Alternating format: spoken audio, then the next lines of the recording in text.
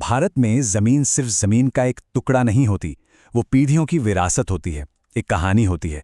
और कई बार उस कहानी की जड़ों को खोजना, उसके इतिहास को जानना बहुत ज़्यादा ज़रूरी हो जाता है। तो आज हम यही समझने वाले हैं कि किसी पुरानी ज़मीन के असली मालिक का पता कैसे लगाया जाए। ये एक तरह से अपनी ही संपत्ति की जासूसी करने जैसा है। तो सबसे बड़ा सवाल यही है कि किसी की पुश्तैनी जमीन का असली मालिक कौन था। ये एक ऐसा सवाल है जो कई परिवारों के लिए एक पहेली बन जाता है, और इस पहेली को सुलझाना बेहद जरूरी हो सकता है। आखिर ये इतना जरूरी क्यों है? अरे भाई, इसी एक सवाल के जवाब से परिवार के बीच संपत्ति के बड़े बड़े विवाद सुलझ सकते हैं, जमीन की धोखाधड़ी से बचा जा सकता है। कोर्ट केस हो, बंटवारा हो या फिर सरकार से मुआवजा लेना हो, हर जगह ये जानकारी काम आती है। मतलब दांव पर बहुत कुछ लगा होता है। ठीक है, तो इस जासूसी को शुरू करने से पहले हर डिटेक्टिव को अपनी टूल किट तैयार करनी पड़ती है और उस केस से जुड़ी खास भाषा को समझना होता है। तो चलिए पहले जमीन के रिकॉर्ड से जुड़े कुछ जरूरी शब्दों को फटाफट समझ लेते हैं। सबसे पहले आता है खसरा नंबर। अब ये क्या चीज है? समझिए, ये जमीन का आधार कार्ड है, उसका फिंगरप्रिंट। हर जमीन के टुकड़े को एक यूनिक नंबर दिया जाता है और किसी भी खोज को शुरू करने के लिए ये सबसे पहली और सबसे जरूरी जानकारी है। अच्छा, इसके बाद है खतौनी। ये एक तरह से उस परिवार की जमीन की पासबुक है। ये डॉक्यूमेंट बताता है कि आज की तारीख में उस जमीन के मालिक कौन कौन हैं और किसका कितना हिस्सा है। फिर आता है जमाबंदी या खेवट। ये एक बहुत ही डिटेल्ड बही खाता है। इसमें सिर्फ मालिकों के नाम नहीं होते, बल्कि जमीन से जुड़े उनके अधिकार क्या हैं और उस पर कौन कौन से टैक्स लगे हैं, इसका भी पूरा कच्चा चिट्ठा होता है। और आखिर में सबसे अहम दस्तावेजों में से एक बैनामा, मतलब सेल डीड। जब भी कोई जमीन खरीदी या बेची जाती है तो यही वो कानूनी सबूत है जो साबित करता है कि अब मालिकाना हक एक हाथ से दूसरे हाथ में चला गया है। ठीक है, तो अब जब हम ये जरूरी शब्द समझ गए हैं तो अब असली काम पर आते हैं। चलिए देखते हैं वो 5 मुख्य तरीके कौन से हैं जिनसे हम पुरानी जमीन के मालिक का पता लगा सकते हैं। सबसे पहला, और कह सकते हैं कि सबसे पुराना तरीका है गांव के पटवारी या लेखपाल से मिलना। इनके पास बस्ता नाम के बड़े बड़े हाथ से लिखे रजिस्टर होते हैं और इन रजिस्टरों में 100 साल से भी ज्यादा पुराने रिकॉर्ड्स का खजाना मिल सकता है। बस गांव का नाम, खसरा नंबर और अंदाजे से साल बताना होता है। दूसरा रास्ता जाता है तहसील ऑफिस की तरफ। यहां से आप रिकॉर्ड्स की सर्टिफाइड कॉपी यानी प्रमाणित प्रति निकलवा सकते हैं। और ये बहुत जरूरी है क्योंकि ये दस्तावेज कानूनी तौर पर पूरी तरह से मान्य होते हैं और कोर्ट की कार्यवाही में सबूत के तौर पर काम आते हैं। अब अगर बैनामा यानी सेल डीड या फिर कोई दान पत्र या वसीयत ढूंढनी हो तो सीधा रजिस्ट्री ऑफिस जाना होगा। और यहां एक बहुत काम की चीज होती है जिसे इंडेक्स रजिस्टर कहते हैं।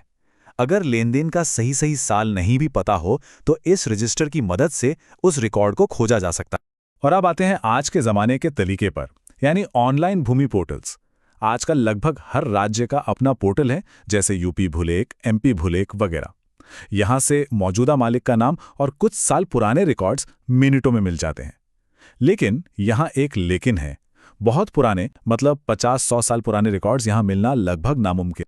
और पांचवा तरीका वो है जो अक्सर लोगों के दिमाग में नहीं आता, कोर्ट के रिकॉर्ड्स। अगर किसी जमीन पर कभी कोई मुकदमा हुआ हो, चाहे वो दीवानी हो या राजस्व, तो उस केस की फाइल में जमीन के मालिकाना हक का पूरा इतिहास, पूरी कहानी मिल सकती है। तो कुल मिलाकर कहानी क्या है? एक तरफ हैं पटवारी के पुराने हाथ से लिखे रजिस्टर्स जिनमें 100 साल से भी पुराना और गहरा इतिहास मिल सकता है, लेकिन उसके लिए भागदौड़ करनी पड़ती है। दूसरी तरफ है नए नवेले ऑनलाइन पोर्टल्स जो घर बैठे जानकारी तो देते हैं, पर वो ज्यादातर आज की ही तस्वीर दिखाते हैं, इतिहास की नहीं। चलिए अब बात करते हैं असली कोल्ड केस की। मतलब जब रिकॉर्ड 50, 60 या 100 साल पुराने हों, डिजिटल जमाने से बहुत पहले के रिकॉर्ड्स जिन्हें ढूंढना किसी चुनौती से कम नहीं। ऐसे पुराने खजाने के लिए तहसील या जिले के रिकॉर्ड रूम में जाना पड़ता है, और अगर रिकॉर्ड और भी पुराने हैं तो फिर राज्य के अभिलेखागार यानी स्टेट आर्काइव्स ही आखिरी उम्मीद होते हैं। और हाँ, एक बहुत ही मजेदार बात, ब्रिटिश राज के कई रिकॉर्ड्स आपको हिंदी या अंग्रेजी में नहीं बल्कि उर्दू या फारसी में लिखे हुए मिल सकते हैं। लेकिन क्या होगा अगर सारे रास्ते बंद हो जाएं, कोई कागजी रिकॉर्ड मिले ही नहीं? क्या तब सारी उम्मीदें खत्म हो जाती हैं? जी नहीं, बिल्कुल नहीं। जब कागज नहीं बोलते तब दूसरे सबूत काम आते हैं, जैसे कि एक एफिडेविट, गांव के पुराने बुजुर्गों की गवाही, सालों पुरानी टैक्स की रसीदें, या फिर उस जमीन पर लगे बिजली पानी के पुराने बिल। और अंत में कोर्ट से एक घोषणात्मक आदेश भी लिया जा सकता है जो मालिकाना हक को साबित कर दे।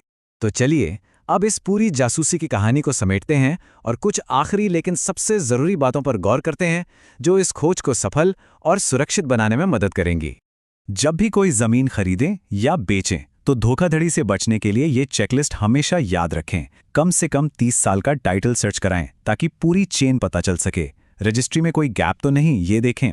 उस जमीन पर कोई कोर्ट केस तो नहीं चल रहा, ये पता करें। और सबसे जरूरी, जमीन पर जाकर उसका सीमांकन यानी नाप-जोख जरूर कराएं। देखिए, हर लड़ाई खुद नहीं लड़ी जाती।